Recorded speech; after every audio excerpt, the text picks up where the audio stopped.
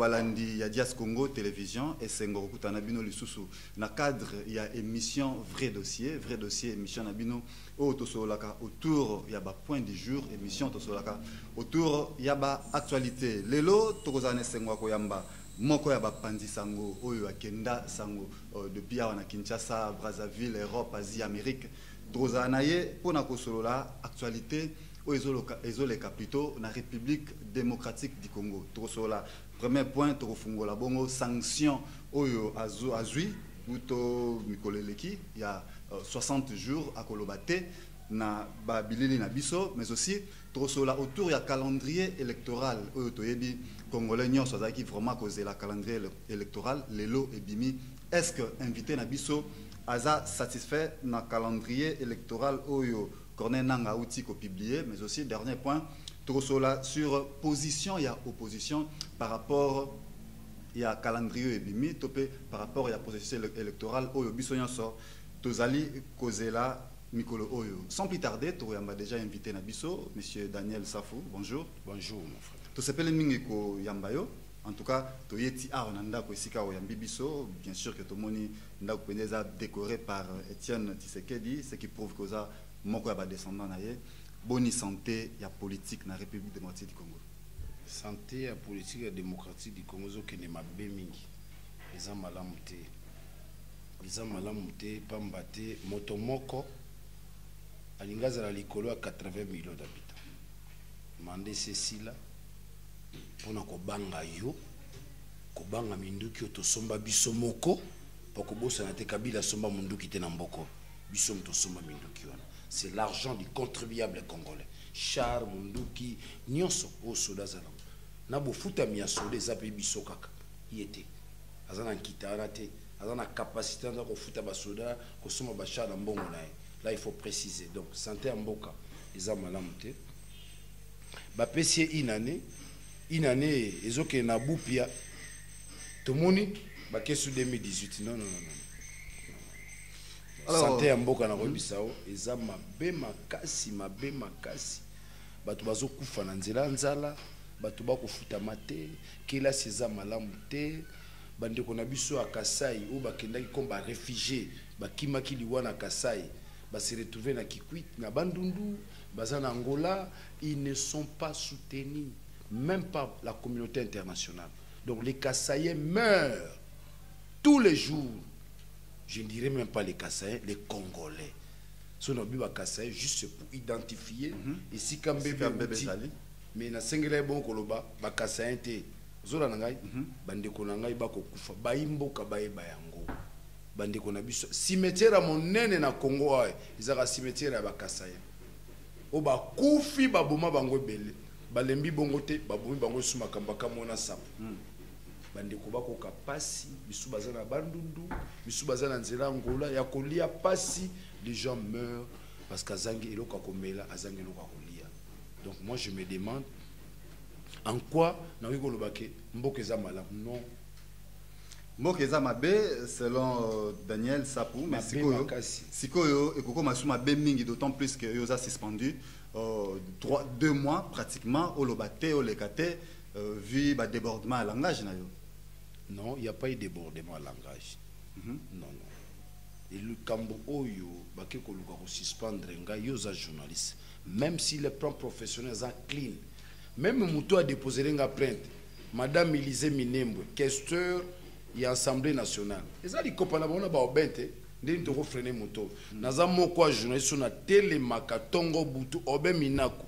Na papa na bozo msambongo na FPI. Bazwa mbongo na FPI. Na télémelaka na eloko wana. Mbongo ya leta ya biso bana mboka yo kozwa ngo dunda na yo na moboti na yo te babengi yango détournement.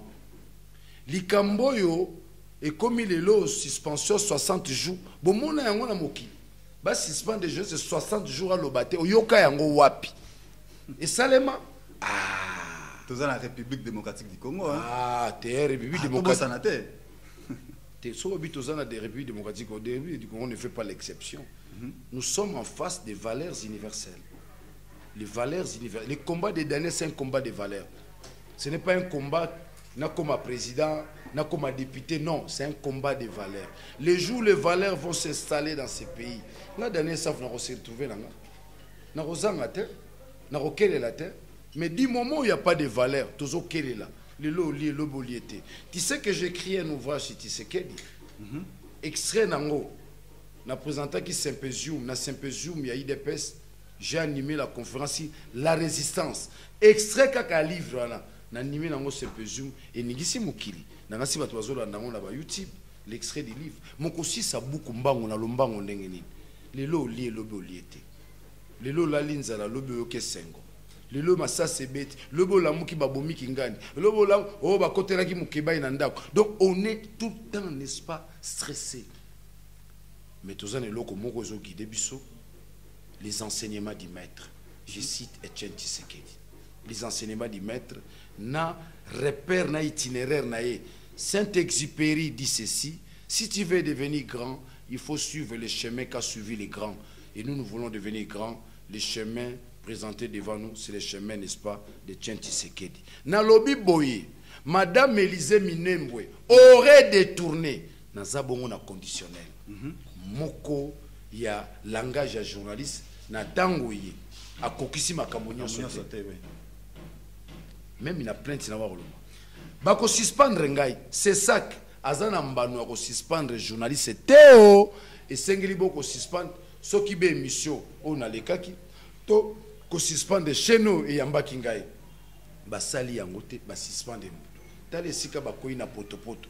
Na okeli ndeko nanga Chantal Kanyembo mawa. Na okende konanga Alain Koimawa. Tala Chantal Kanyembo. Ozaka moko a jouer bon.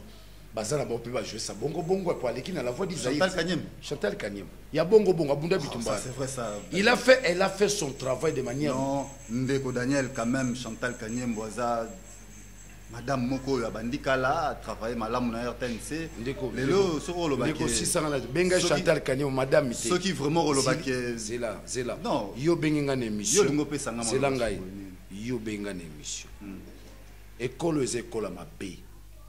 Na ko bom école à Zakari Baba Basso. Yo benga ngai na émission. Ya polémique. Tu ko polémique na hotel. Non. Yo zela ngai ndeko pardon.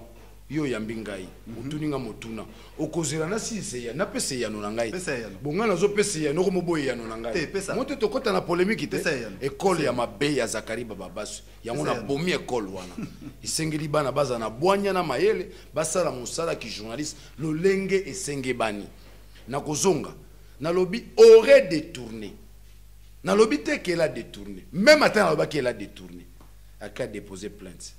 Plainte esika ko déposer et sengela ki a déposer ngo esika bosusu esiko nga moko nazali pe zuzi na INPC awolani ngai nde kuna toza na tribunal aba journaliste ya ke kuna esiko atambusi kanyaka na nzela kanyaka bapekisi ngai 60 jours na lobakate. C'est la dictature. J'en appelle à la solidarité du monde, tous les journalistes du monde qui viennent à mon secours. Oya ngai ya wamboka bango pe ba yo secours na ngai baza désavoué corporation lingi bango lisusu teo Chantal Kanyembo baboyi yeo ba démarche nini Daniel a entreprendre déjà pour nous faire face na sanction aux anam. On les a sanctions à Pamba. D'abord je suis prêt à boya yango baza na pouvoir relater baza démissionnaire oruna se bimarate ndengeni équipe biso ba jouer to tinda ba animateur mosusu Bakamba biso. Chaque entité journalistique est délégat. Audiovisuel ba délégat. Presse écrite ba délégat. Bongo bongo ba Chantal Kanyembo Rodinda Maratie Mkolonine. Tozelaka ordonnance présidentielle et Maratie. Voilà comment les lois du pays sont dirigées. Nazongi sikoyo na likambo suspension na ngai. C'est ça ka 60 jours na lobate. Eza na compétence na été. Ndo moni mokolo lekaki. Bisona baninga toke to déposer bongo recours na ba avocat ba talisi ti ninge baloba na le côté français les irrégularités graves ba avocat ba talisi recours ekoti dans 15 jours ceux qui va répondre na komema bango na tribunal et kozali susu likambo dane safute comme likambo ya corporation mobimba omoni nde to komema révolution ko koba muke corporation mba baninga pe ba yaki kotika kotika ngai na avocat Sony bandeko ba Chantal Kanyembo na o mususu Tito wa utaka na cabinet ya Mende tala moto président et le loi CESAC azalaka conseiller ya Mende babundi ba commissaire président ya CESAC du muna mboka ngezo kendel na ba cop mais lorsqu'on suspend Daniel Safou qu'est-ce qu'on peut retenir na niveau symbolique? C'est la montée de puissance. Qu'est-ce qu'on peut retenir au niveau, n'est-ce pas, il y a symbolique? Le lot Daniel Safou a koki bon ko telemi sapé ba congolais. Ba telemi ba kobipe, ba kuipe likambo ba koluka, likambo to koluka zaka likambo se yoko la démocratie. Soko mon États-Unis bamboka mususu ba monite.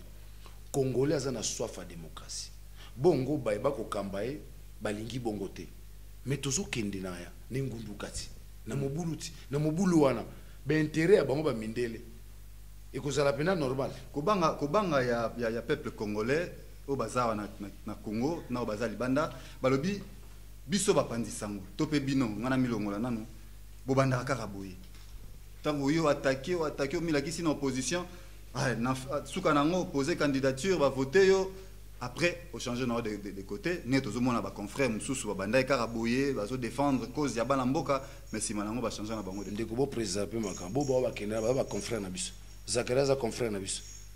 Nani ndeko Basile. Ndeko Basile za journaliste. Mi boye ba makambo mi tuna bozo tuna pe fo boye ba ndeko Basile za journaliste. Ndeko Basile boye be na lingala ti. Yo ka ndeko Basile sa na émission français. Yo tolo ba na vérité. Boye be na lingala ti. Daniel Saba est bien en français, il est bien en pensée. Ça c'est de 1. De 2, je suis une entreprise. Je suis patron d'une entreprise. Je vis de mon entreprise. Tout le monde a besoin de ça. Il y a besoin de ça. Il y a besoin de ça.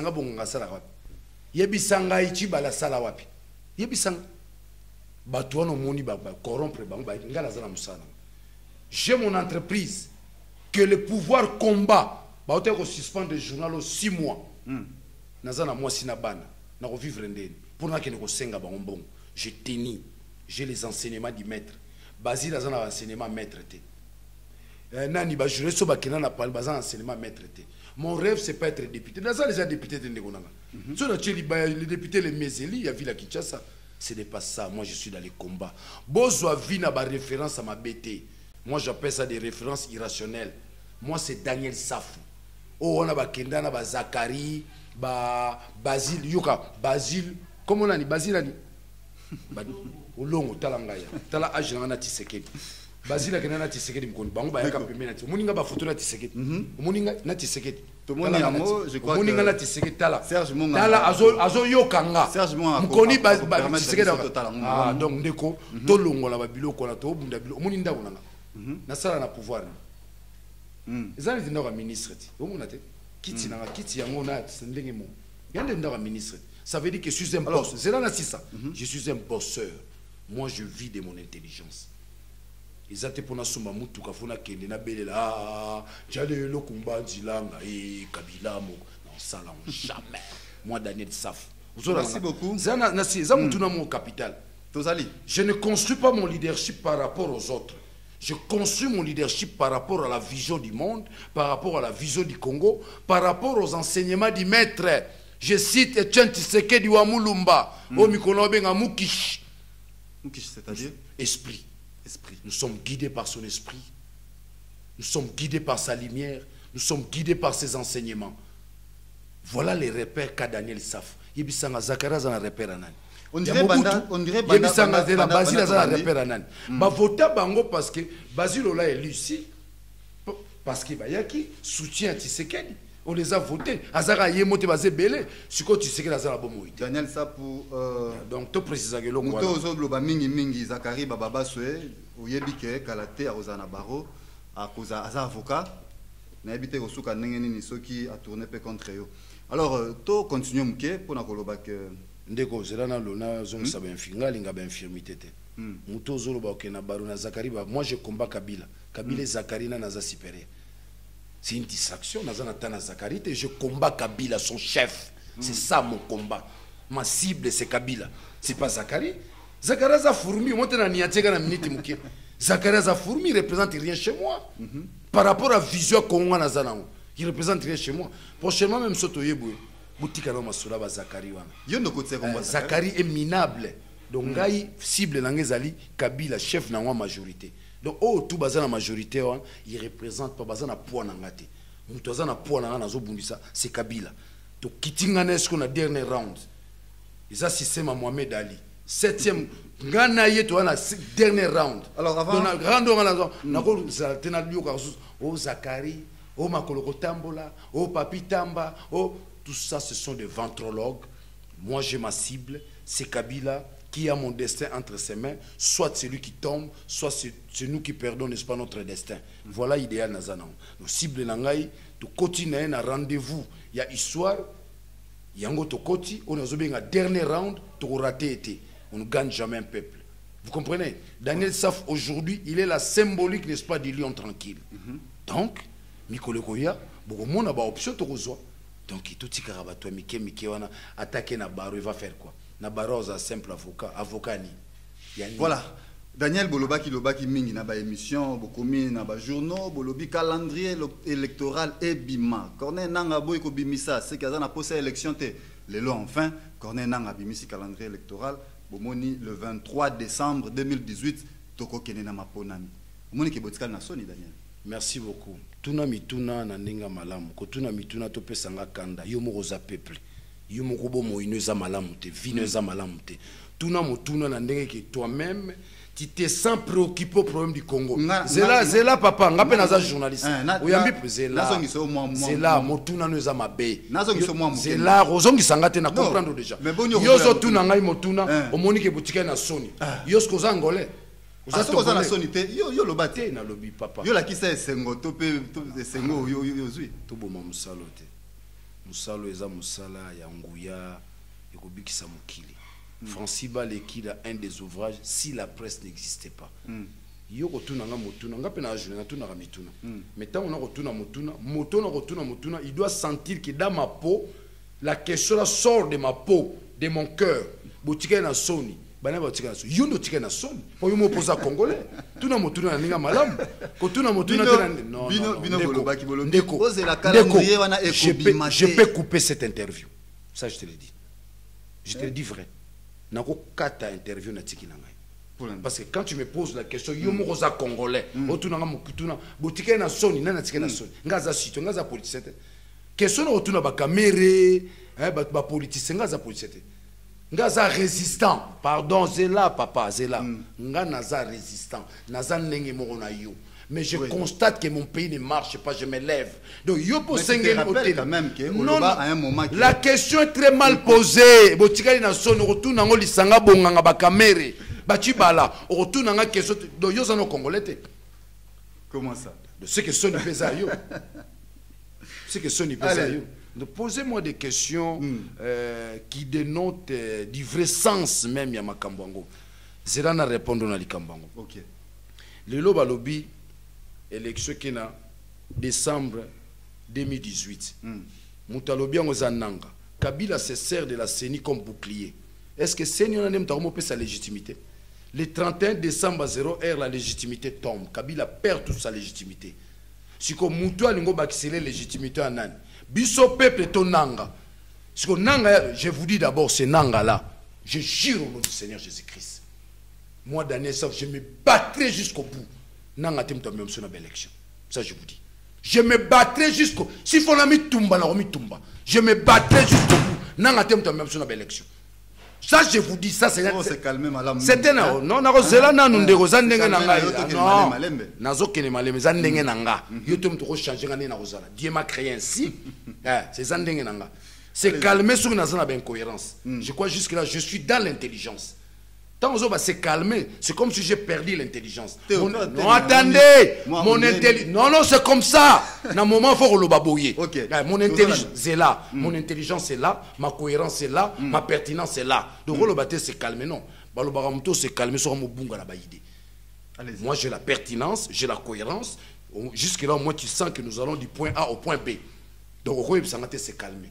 Si s'est calmé, on va bunga la baïdé. Même quand, voilà, même quand tu me vois dans Ganga Boué, la pertinence de mon intelligence est là.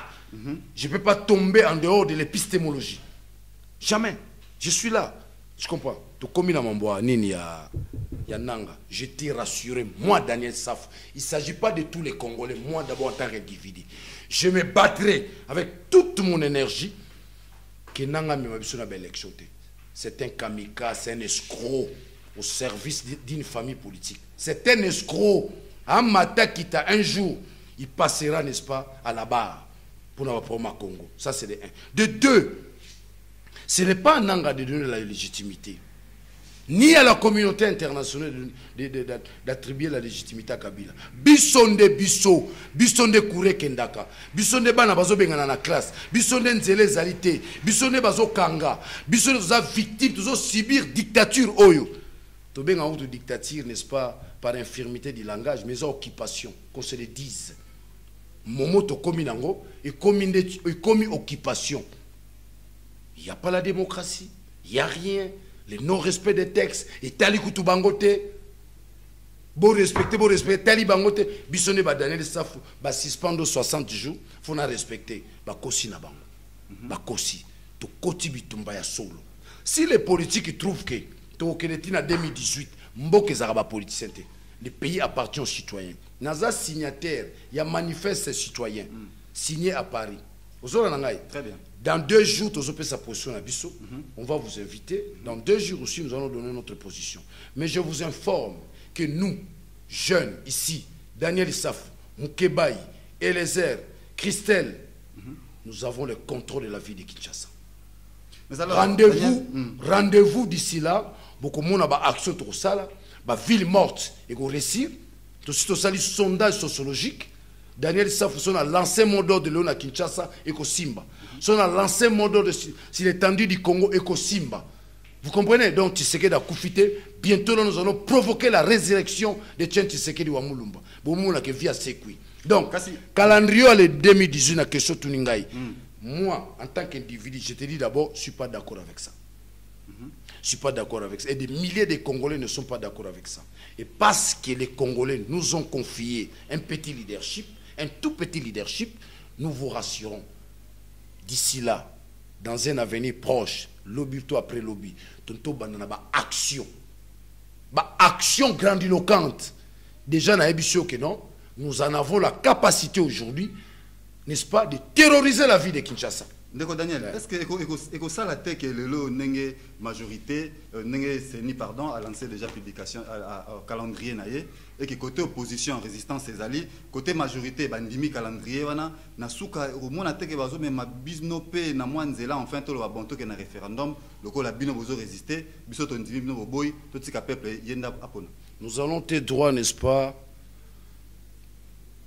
à la fin de notre combat. C'est que Karl Marx appelle l'eschatologie du grand soir.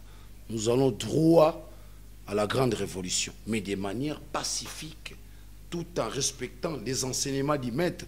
Que dit les enseignements du maître? Ne faites jamais recours à la violence. Je cite Etienne Tshisekedi wa Mulumba. De manière pacifique, nous allons renverser l'espace et régime. Pacifique.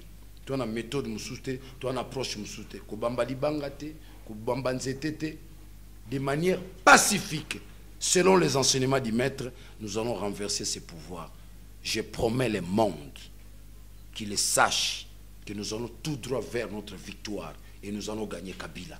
Ça, je vous rassure. Nous allons les gagner. On ne gagne pas un peuple, jamais, nulle part ailleurs. On ne gagne jamais un peuple.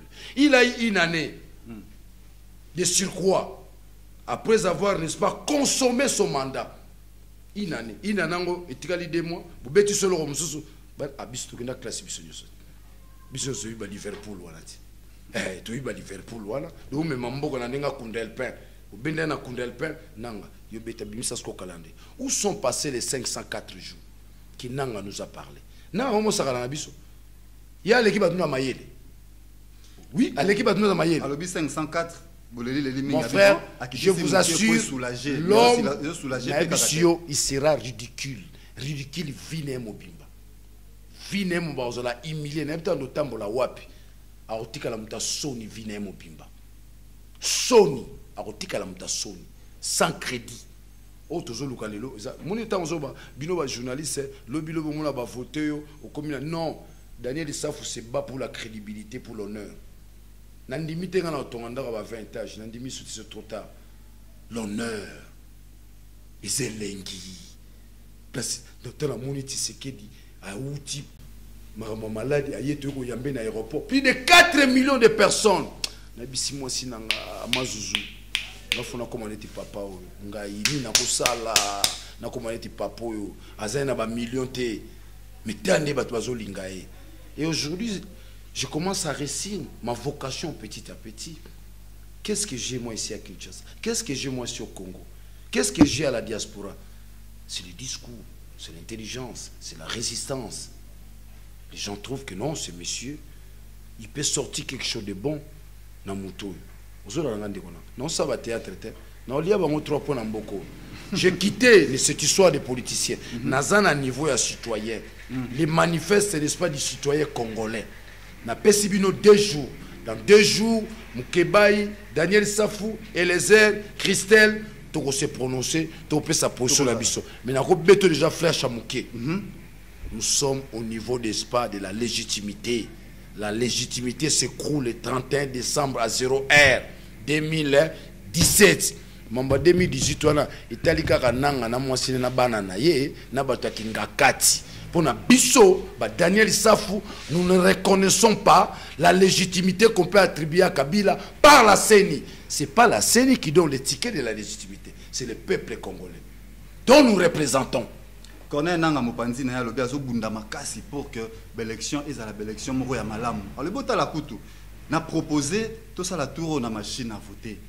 Peut-être que permettre tout ça la moins rapide, permettre que tricherie pèse à la penza mingité et aussi à tenir à ce que bandeko na biso a diaspora bandeko bazali banda mboka bango pe ba se faire enrôler. Ezali kanti ya mabe ozozo wango ngene. Non, ezali kanisa mabe makasi ba dirigeant mboka na ba imerte. Ba dirigeant mboka na ba émotion te. Donc nanga azana niveau ba émotion. Ba dirigeant mboka na planning. Ba dirigeant mboka na mibeko. Mobeko likunjinde mutekamba kamboka. Bakamba kamboka te na ba émotion mutu. Ce qui va sonner qui na moi signé na butu na tongo ya lobibo ebino bolandi. Ce qui moi naza maladie na tongo te. Le pays ne se dirige pas par les émotions ni par les humeurs. Non, le pays est dirigé par les lois, par les principes qui fondent la loi, qui dirigent le pays. Oh nanga zobana et uchi wapi. Na loi électorale, la loi électorale dit quoi à propos n'est-ce pas il y a élection. La loi électorale fait allusion, il y a bilo on a tout ça na Corée. Trump peut pas lingi Korango te bango balingi ka Korango. Trump peut être dirigeant à Congo te. Trump a dit non. Dire que Trump est dirigeant à Congo te, il ne faut pas vous tromper. Les andenge mo bat bazolo ba ote bitubezo mundama bata diaspora ba osalani. Le travail qu'a la diaspora lelo, ils ont affaiblir batuna biso, qu'on se le dise. Vous comprenez? Vous comprenez? Nous sommes signataires, n'est-ce pas, de la Charte des Nations Unies. Donc la communauté internationale a tout intérêt aussi, il y a quoi aider biso. Mais je vous dis mon frère, face à l'hypocrisie, n'est-ce pas, de la communauté internationale, Ngai Daniel Safou, j'ai perdu une forte confiance à la communauté internationale. Bazaran a des verbes. Bazaran, nous sommes inquiets. Nous prendrons des dispositions. Focal, voilà. Ceux qui communauté internationale réagissent dans le Congo, nous sommes inquiets. Nous sommes préoccupés. Voilà les 2 verbes de la communauté internationale. 2 vocales. Nous sommes inquiets, nous sommes préoccupés. Mais Siko, nous sommes inquiets, nous sommes préoccupés. Ils ont cette communauté internationale, Bissobayaya, la dynamique interne, les lions tranquilles. Bissonné, nous sommes préoccupés, Bissonné, nous sommes inquiets. Vous comprenez? Communauté internationale, Atikala la théorie, mais nous allons pousser la communauté internationale à boiter les pas vers nous. J'en profite à travers ton émission, saluer les compatriotes du Togo. Na Togo, 50 ans de famille moko et adema et dirigeant à Togo, c'est injuste, c'est cruel, c'est antidémocratique. Nous sommes de cœur avec vous. Compatriotes du Togo. Je crois que la solution pour Kabila, c'est la rue. Nous allons actionner la rue. Nous allons actionner Balabala.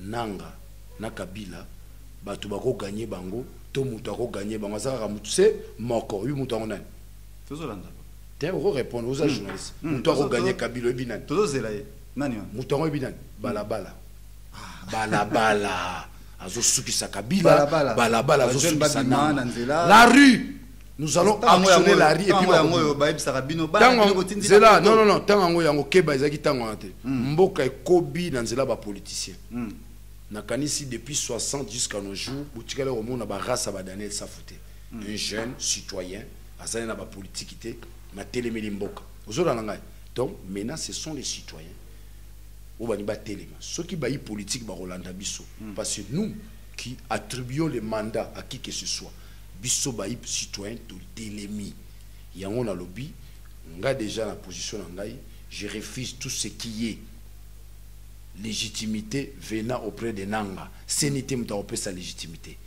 tozokuta na baninga pona les signataires du manifeste des citoyens congolais signé à Paris pour réagir face à calendrier et n'oublie pas aujourd'hui je vous rassure en dehors à IDPS c'est nous qui avons le leadership aujourd'hui en dehors à IDPS je te l'ai dit nous avons la rue